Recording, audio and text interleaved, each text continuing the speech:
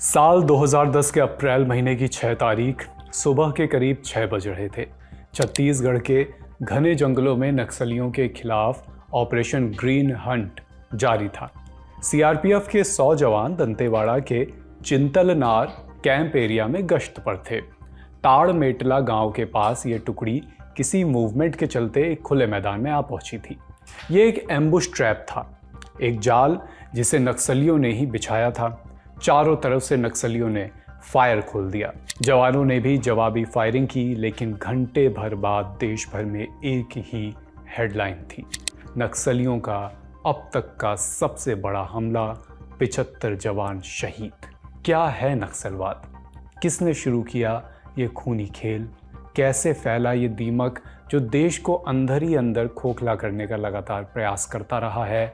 असल में पहला नक्सली कौन था? कब ये अस्तित्व में आए? इस पर आज बात करेंगे।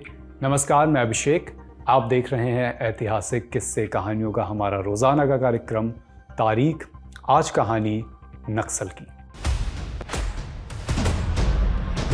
Brought to you by Higher and Sharda University.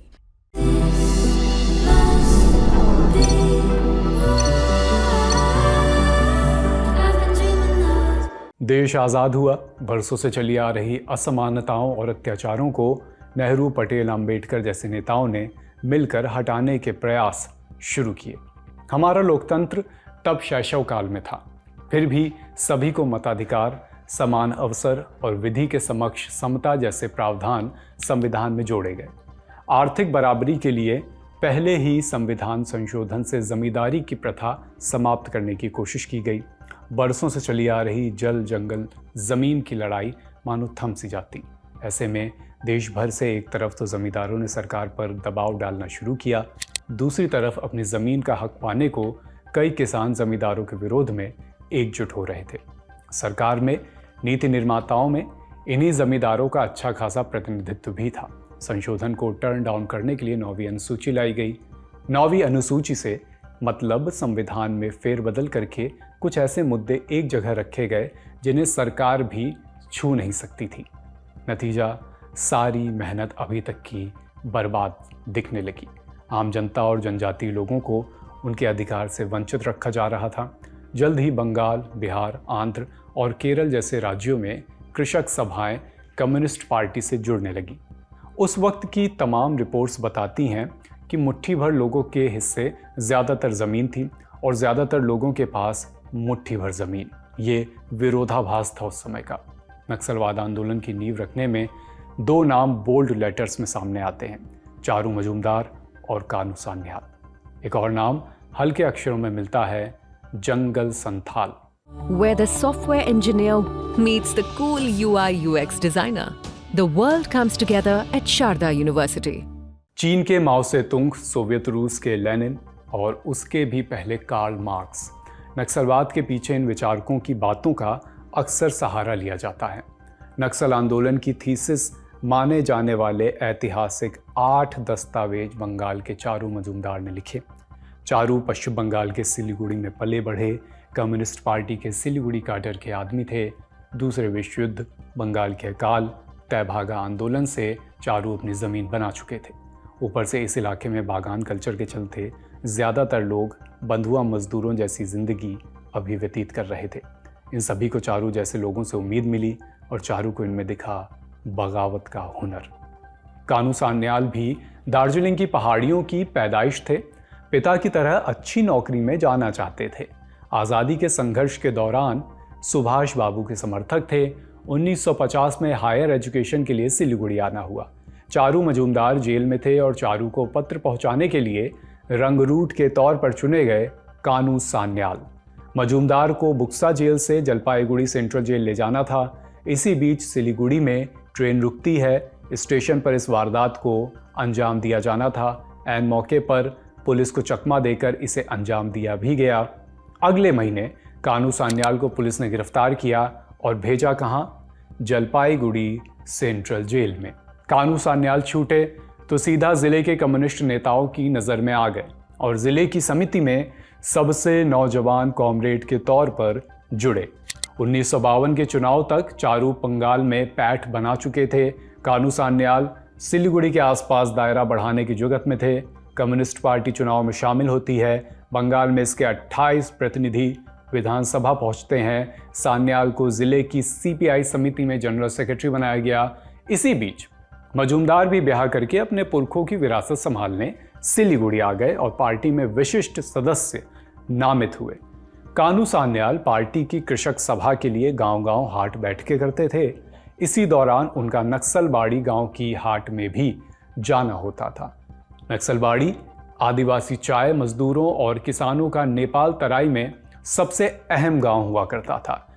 ऐसी ही एक बैठक नक्सलबाड़ी के हती घीसा में हुई। यहीं सान्याल की मुलाकात जंगल संथाल से हुई। आवभगत में मिली नून चाय और बलिष्ठ कदकाठी देखकर सान्याल ने जंगल संथाल को भी कृषक सभा का हिस्सा बना लिया। समय गुजरता गया। बंगाल में ट्रेड यूनियन और कृषक सभा जैसे समूहों के जरिए कम्युनिस्ट पार्टी ने सरकार के विरुद्ध अपना आधार बेहतर करने की ठानी। चारू और कानू कृषक सभा के फॉर्मूले पर खेत बटाई पर जमींदारों को राजी कर रहे थे। वही पैटर्न बिहार बंगाल बॉर्डर से नीचे उतरते हुए आज के झारखंड, बंगाल, छत्तीसगढ़, उड़ीसा, महाराष्ट्र, तेलंगाना होते हुए आंध्र प्रदेश के दक्षिणी सिरे तक एक सिस्टम की तरह दिखता है। यहाँ भी इसके प्रसार की वजह यही कॉमरेडशिप थी, जो जमींदारी और ट्रेड मोनोपोली के खिलाफ किसानों, मजदूरों और आदिवासियों के दोस्त बने। यही पूरा एरिया बाद में रेड कॉरिडोर के नाम से भी जाना गया। 1962 में चीन से युद्ध के चलते कॉमरेड्स दो फाड़ हो गए। दरअसल कुछ संघर्ष से क्रांति की राह देख रहे थे। 1964 में इसी वजह से सीपीआई से अलग होकर एक नया धड़ा सीपीआई मार्क्सवादी के नाम से उभर कर सामने आया। बप्पादित्य पॉल की लिखी the first Naxal and autobiography of Kanu Sanyal में इस नई पार्टी के बारे में सान्याल कहते हैं, जबकि सीपीआई खुले तौर पर संशोधनवादी है, नई पार्टी भी बीच का रास्ता अपनाने के लिए तैयार है। 1967 में विधानसभा चुनाव हुए। सीपीआई मार्क्सवादी गठबंधन में चुनाव लड़ा, जीत भी मिली और मार्च 1967 में यूनाइटेड फ्रंट गठबंधन का सरकार का गठन हुआ। लेकिन चारू मजूमदार ने क्रांति को धोखा देने का तर्क देकर सरकार के खिलाफ जाने का फैसला किया। जगह जगह कृषक सभा वालों ने किसानों को बटाई में उनका हिस्सा जमींदारों से जबरन दिलाना शुरू किया। 23 मई 1967 में जंगल संथाल की अगुवाई में झारू गांव में ऐसा ही एक काम था जिसे अंजाम दिया जा रहा था। पुलिस ने घेराबंदी कर दी।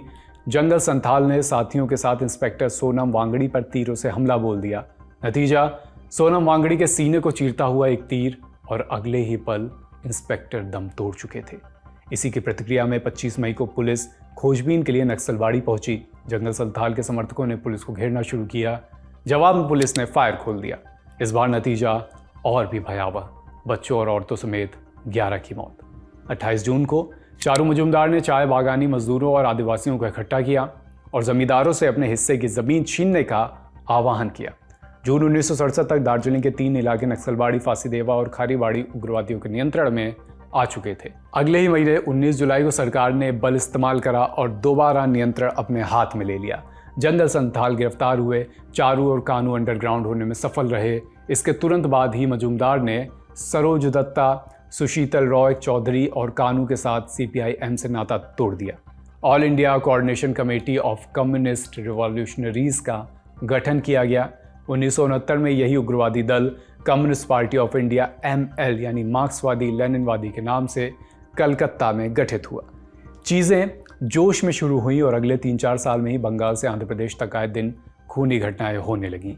1972 में एक झटका तब लगा जब पुलिस हिरासत में ही चारू मजूमदार ने कलकत्ता के लाल बाजार थाने में दम तोड़ दिया। इसके बाद बिहार में लाल सेना, आंध्र तमिलनाडु में कोंडापल्ली सीतारमैया का पीपल्स वॉर ग्रुप भी एक चुनौती बनकर सामने आया। ये सभी ग्रुप सीपीआई माओवादियों से खुद को जोड़ते रहे हैं। सन 1972 के बाद से नक्सलवाद ने भारत को अलग अलग समय पर कई गहरे जख्म दिए, चाहे वो साल 2010 का हमला हो जिसमें 76 जवान शहीद हो गए थे, या फिर 2013 का झीरम घाटी हमला जिसमें कांग्रेस के तमाम कद्दावर नेताओं की मृत्यु हुई थी। अब तो नक्सलवाद धीरे धीरे भारत में दम तोड़ता नजर आ रहा है। हालिया कार्रवाई में छत्तीसगढ़ के नारायणपुर जिले में नक्सलियों के सबसे बड़े नेता बसवराज को मार गिराया गया है। ये वही बसवराज है जिसका दिमाग 2010 के दंतेवाड़ा नक्सल हमले के पीछे चला था। हमारी सेनाओं ने एंटी नक्सल ऑपरेशन को फिर से धार दी है और बड़ी कामयाबी भी हासिल की है। ऐसे में नक्सलवाद की जड़ से लेकर आज तक की कहानी हम आपके लिए लेकर आए, ताकि इस बात को भी हम आप जान सकें कि भारत में ये सब शुरू कब से कहाँ से हुआ। आज के अंक को लिखा है हमारे साथी अनुराग ने। फिर किसी किस्से कहानी के साथ आपसे मुलाकात होगी। ललन टॉप देखते रहिए। शुक्रिया।